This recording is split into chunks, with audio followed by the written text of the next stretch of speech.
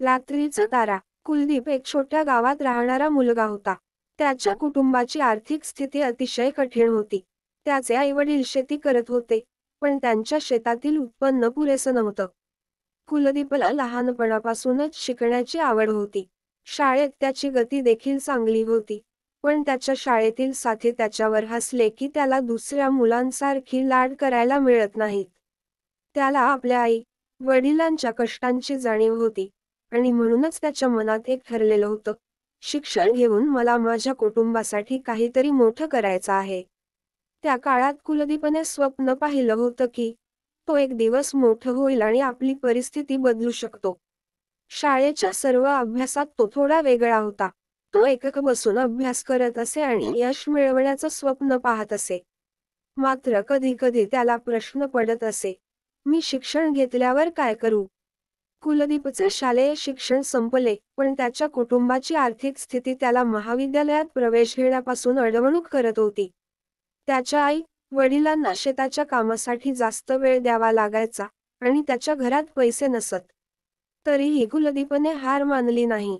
त्याने आपल्या स्वप्नाची कदर केली आणि ठरवलं की मी एक दिवस नक्कीच शिकणार आहे. एक दिवस त्याच्या गावात एका शहरी संस्थाकडून शिष्यवृत्तीचे प्रमाणपत्र आले. कुलदीपने त्या शिष्यवृत्तीसाठी अर्ज केला आणि त्याला त्यात प्रवेश मिळाला. पुढे त्याने मोठ्या धाडसाने शिक्षण घेतलं.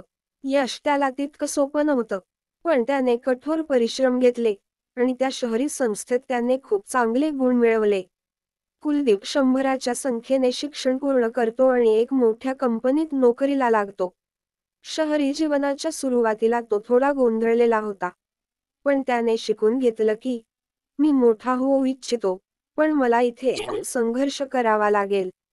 त्यामुळे त्याने जिद्द आणि मेहनत यावर लक्ष केंद्रित केलं. कुलदीपची नोकरी सुरुवातीला थोड्या प्रमाणात होती, पण त्याच्या मेहनतीमुळे त्याला त्या कंपनीत एक महत्त्वपूर्ण पद प्राप्त झालं.